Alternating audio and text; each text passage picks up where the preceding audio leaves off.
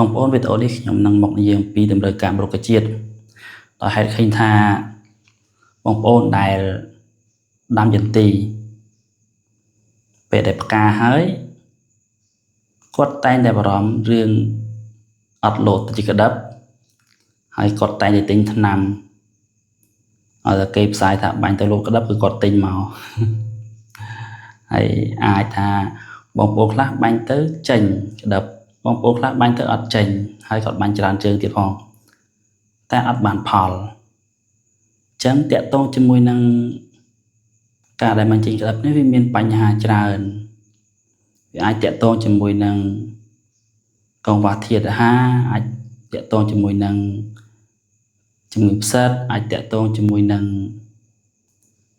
សមើ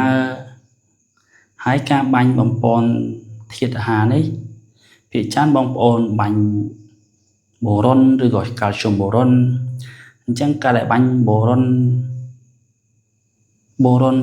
ញឹកពេកក៏វាមិនត្រូវដែរបងប្អូនអញ្ចឹងយើងអាចបាញ់ឆ្លាស់ជាមួយនឹងពពួកអាមីណូអាស៊ីតបាញ់ឆ្លាស់ជាមួយនឹងពពួកផូស្វ័រខ្ពស់ណាអញ្ចឹងដើម្បីកុំឲ្យការបាញ់ថ្នាំច្រើនខាតលុយមិនត្រូវក៏ដោយយើងមកស្វែងយល់ពីតម្រូវការរបស់រុក្ខជាតិតើវាត្រូវការអីខ្លះអូខេអញ្ចឹងរុក្ខជាតិឬក៏ដំណាំរបស់យើងហ្នឹងគឺវាត្រូវការ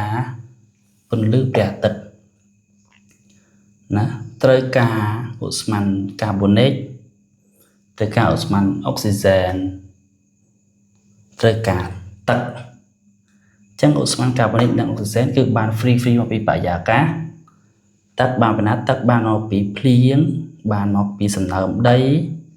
បានមកពីយើងស្រោចហើយនឹងធាតុអាហារមួយចំនួនគឺធាតុអាហារដែលត្រូវការខ្ពស់នោះគឺមាននីត្រូហ្សែនដែលយើងហៅថាអាសូតផូស្វ័រប៉ូតាស្យូមធាតុអាហារដែលត្រូវការម៉ាស្យូមកាល់ស្យូម